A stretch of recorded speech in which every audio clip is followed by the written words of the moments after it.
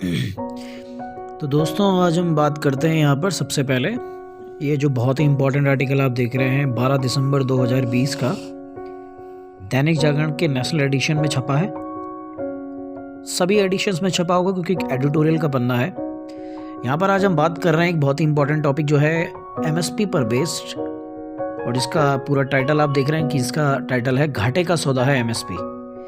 अब ये जो न्यूनतम समर्थन मूल्य है, किसान आंदोलन जो पूरे देश में इस वक्त चल रहा है, उस किसान आंदोलन में बहुत अच्छे से आप लोग देख रहे हैं कि किसानों की जो सबसे बड़ी मांग है वो मांग इसी पर निर्भर है, जिसमें एक सबसे इम्पॉर्टेंट किसान संगठन मांग कर रहे हैं कि एमएसपी जो है मिनिमम सपोर्ट प्राइस यानी न्यूनतम समर्थन मूल्य को कानून के माध्यम से सुरक्षित किया जाए। यानी कानून में इस बात का उल्लेख किया जाए कि सरकार जो बात कह रही है कि एमएसपी बरकरार रहेगा, किसान संगठन कह रहे हैं कि सरकार उसको कानून में लिखे, मसौदे में लिखे, एक्ट में लिखे। सरकार उस चीज के लिए तैयार नहीं हो रही है और सरकार का कहना है कि एमएसपी को कानून में पूर्व में भी नहीं लाया गया है। एमएसपी तब भी चल रहा है और एमएसपी आगे भी चलता रहेगा। उस एमएसपी को लेकर सरकार के और किसानों के मुद्दों के बीच अभिनव प्रकाश जी का जो ये आर्टिकल है जिसमें एमएसपी को घाटे का सौदा बताया गया है, क्या है इसके पीछे का सच, तो आइए स्टार्ट करते हैं। इस आर्टिकल में कहा गया है कि नए कृषि कानूनों का विरोध कर रहे कुछ किसान संगठन सरकार की कोई भी बात मानने को तैयार नहीं दिखते। ऐसे में इसकी पड़ताल आवश्यक हो जाती है कि इन प्रदर्शनकारी किसानों की मांगें कितनी न्याय संगत हैं। इन मांगों में एक प्रमुख मांग है कि न्यूनतम समर्थन मूल्य यानी एमएसपी को कानूनी स्वरूप दिया जाए। एमएसपी के उद्भव की जड़ें हरित क्रांति से जुड़ी हैं।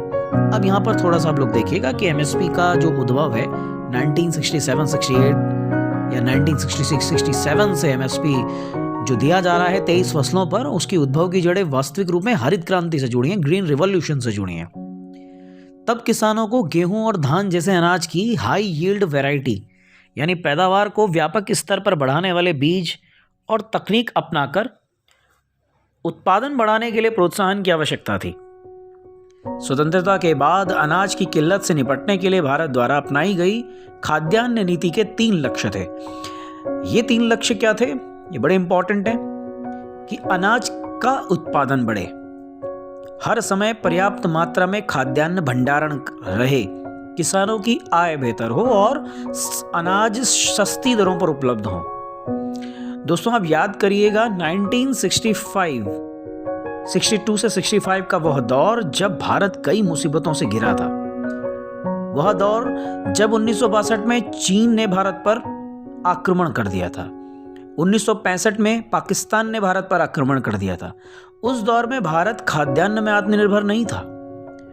भारत को अपने खाद्यान्न की आपूर्ति यानी अपनी बुनियादी जरूरतों की आपूर्ति के लिए भी आयात पर निर्भर रहना पड़ता था। अमेरिका का एक लॉ था, पब्लिक लॉ 480, जिसके तहत अमेरिका भारत को खाद्यान्न यानी गेहूं, और वो भी बहुत निम्न क्वालिटी का गेहूं निर्यात करता था। उसके द्वारा भी बार बार बीच बीच में उस शीत युद्ध काल में भारत को कई मर्तबा धमकियां दी जाती थी, मजबूर किया जाता था, नई नई शर्तें थोपी जाती थी।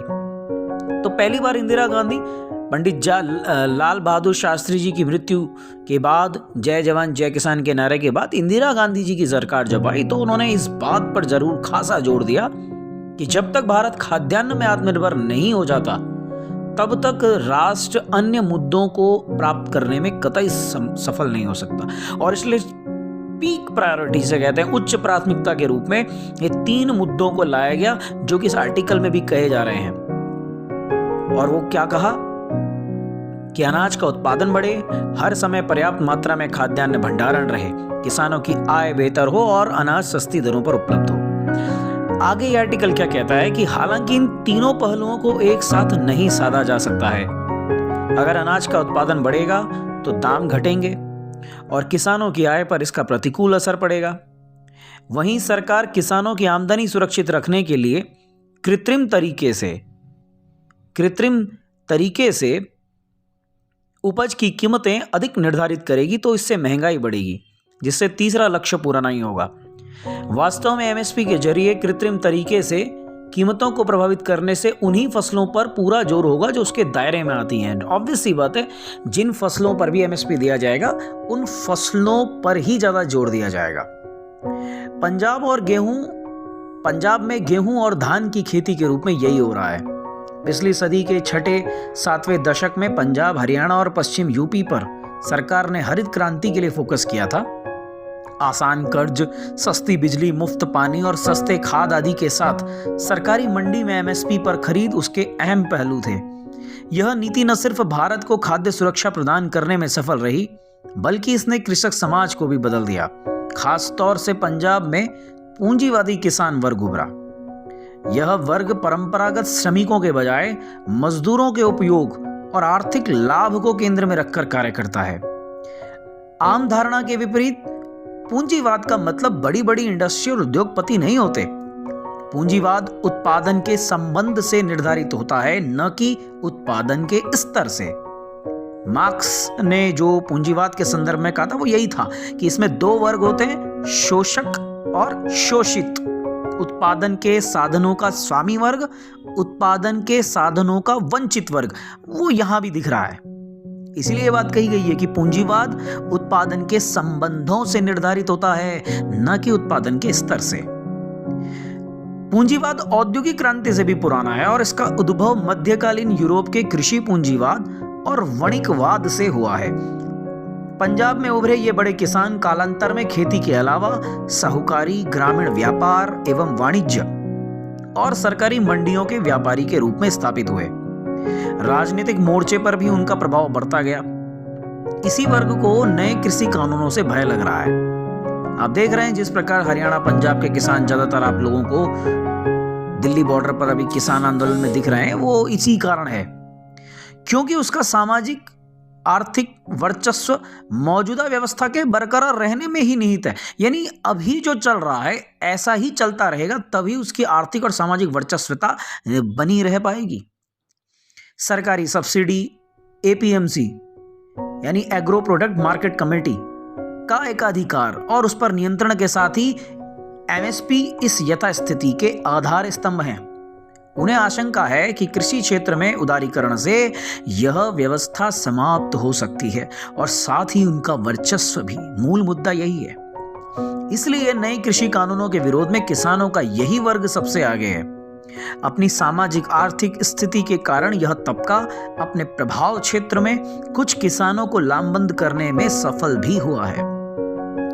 इस विरोध प्रदर्शन के बीच हमें यह भी विचार करना होगा कि अतीत की नीतियों के सहारे भविष्य की ओर नहीं बढ़ सकते। यह आवश्यक नहीं कि पहले जो नीति सही थी वह आज भी उपयुक्त हो।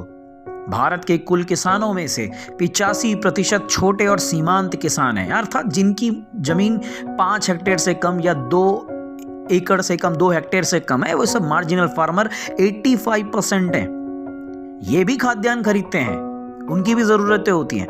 इसके अलावा ग्रामीण आबादी का बहुत बड़ा हिस्सा भूमिहीन मजदूरों का है और यह स्पष्ट है कि अधिक एमएसपी से महंगाई बढ़ती है, जो इन सभी वर्गों को प्रभावित करती है। शहरी गरीबों पर भी इसकी मार पड़ती है, जबकि इसका लाभ ग्रामीण क्षेत्र के एक बहुत छोटे से वर्ग को मिलता है। क्योंकि एमएसपी का लाभ कुछ ही किसानों को मिल पाता है। आंकड़े यही कहते हैं एनएसएसओ के कि भारत के कुल 6% किसान ही एमएसपी पर खरीद फरोख्त कर पाते हैं, एमएसपी पर अपनी फसल बेच पाते हैं। और आगे आर्टिकल क्या कह रहा है कि यही नहीं, बाजार से अधिक कीमत और सरकारी मंडी में खरीद का आश्वासन इन किसानों को और अधिक गेहूं और धान बोने का प्रोत्साहन देता है। क्योंकि एमएसपी दी तो 23 वस्तुओं पर दी जाती है दोस्तों, जिसमें कुछ अनाज होते हैं, कुछ ऑयल सीड्स होते हैं, कुछ वाणिज्यिक फसलें होती हैं। किंतु सरकार जो खरीद की गारंटी देती है वो गेहूं और धान पर देती है। बाकी फसलों पर सिर्फ एक एमएसपी जारी करती है। तो गेहूं और धान की गारंटी मिलने के कारण किसान अधिक से अधिक गेहूं और धान बोने को प्रोत्साहन देता है। परिणाम स्वरूप भारतीय खाद्य निगम के पास खरीदे गए अनाज को रखने तक की उचित व्यवस्था नहीं होती। साथ ही सरकारी खजाने पर भारी बोझ भी पड़ता है। यहां एक तथ्य पर और गौर करना होगा कि जो पंजाब कभी कई किस्म की फसलें उगाया करता था, उसके खेत आज मुख्य रूप से गेहूं और धान से अटे होते हैं, वह भी तब जब यह इलाका शुष्क है, जो धान की खेती के लिए उपयुक्त नहीं है। और धान की अंधाधुंध खेती ने यहां जल स्तर को बर्बाद कर दिया है। हालात यह है कि अगले कुछ दशकों में पूरा क्षेत्र पानी की कमी और अकाल का दंश झेलने पर विवश होगा।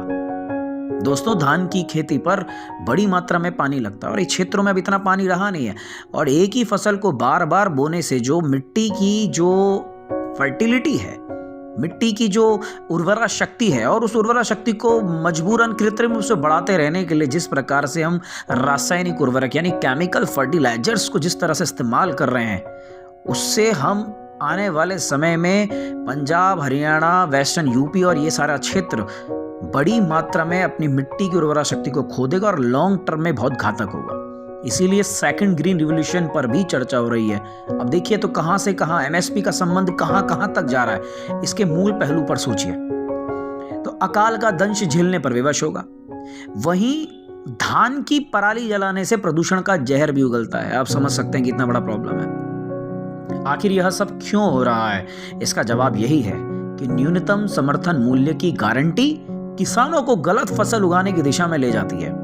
असल में एमएसपी खाद्यान्न की किल्लत के दौर में चुनिंदा फसलों को प्रोत्साहन करने की नीति थी, न कि किसानों का अधिकार। ये बात हो रही है 1966-67 से, कि उस समय जो है एमएसपी खाद्यान्न की किल्लत थी उस वक्त देश में, तो जरूरी था कि चुनिंदा फसलों को प्रोत्साहन मिले। परंतु इसे कानूनी बनाने की मांग पूरी तरह से गलत और गैर जिम्मेदार है। सरकार का काम किसी भी निजी उत्पादक को मनचाही कीमत दिलाना नहीं है। जब समाजवादी सोवियत संघ तेजी से उभर रहा था और लगता था कि यही मॉडल भविष्य में कारगर साबित होने वाला है, तब ऑस्ट्रियाई अर्थशास्त्री लुडविग वॉन मिजीज ने भविष्यवाणी की थी कि सोवियत संघ ढह जाएगा। क्यों? क्योंकि यह बाजार की कीमतों को काम नहीं करने देता। अर्थव्यवस्था में कीमतें एक सिग्नलिंग मैनेजमेंट या सिग्नलिंग सिस्टम के रूप में काम करती हैं, तंत्र के रूप में कार्य करती हैं। उन्हें कृत्रिम तरीके से तय करना संसाधन आवंटन पर विपरीत प्रभाव डालता है। इससे पूरा तंत्र अक्षम और कमजोर होता है। न्यूनतम समर्थन मूल्य के कारण चंद फसलों की अत्यधिक खेती से पंजाब आज कृषि उत्पादकता में गिरावट का शिकार हो गया है, और इस गिरावट को रोकने के लिए ही वहां बाजार मूल्य से कम पर उपलब्ध रासायनिक उर्वरक के अत्यधिक उपयोग के कारण पूरा इलाका कैंसर बेल्ट भी बनता जा रहा है। ऐसे में आज जरूरत है कि सभी किसान संगठन, सरकार और सभी पार्टियां मिलकर एमएसपी से डीबीटी यानी मिनिमम सपोर्ट प्राइस यानी न्यूनतम समर्थन मूल्य से डायरेक्ट बेनिफिट ट्रांसफर यानी प्रत्यक्ष नकद हस्तांतरण की ओर बढ़ने का खाका तैयार करें। तो ये दोस्तों जो आर्टिकल आप देख रहे हैं, घाटे का सौदा एमएसपी, ये एमएसपी के एक पहलू पर बहुत ही अच्छी तरह से अपने विचार रखता है। और जैसा कि आप देख रहे हैं, अभिनव प्रकाश लेखक हैं, दिल्ली विश्वविद्यालय में असिस्टेंट प्रोफेसर हैं इकोनॉमिक्स के, और इस संबंध में एक बहुत ही इंपॉर्टेंट डायरेक्शन उन्होंने अपने आर्टिकल के माध्यम से प्रस्तुत की है। उम्मीद कर रहे हैं कि आप इस आर्टिकल से एक डायमेंशन जरूर समझे होंगे कि एमएसपी की जो ज़रूरतें थी, वो ज़रूरतें जिस दौर में थी, आज के दौर में वो ज़रूरतें कितनी रह जाती हैं। क्या किसानों को हमेशा एक संरक्षण का एक क्षेत्र बनाए रखना उनके ऊपर ज़रूरी है, या आज उन्हें बाजार अर्थव्यवस्था के दौर में आगे बढ़ने का मौका देना ज़रूरी है? और वैसे भी जैसे कि डेटा कह ही रहे हैं कि 6% किसान ही एमएसपी से लाभान्वित होते हैं, और वो भी पंजाब हरियाणा के किसान। और उससे भी क्या क्या नुकसान उनको हो सकते हैं, देश को हो सकते हैं आने वाले समय में, इसको लेकर यह आर्टिकल बहुत इंपॉर्टेंट बात को कहता है। और आशा करते हैं कि बहुत इंपॉर्टेंट पॉइंट्स आप लोगों की नज़रों में आए होंगे। तो मिलते हैं अगली बार, तब तक के लिए बहुत बहुत धन्यवाद।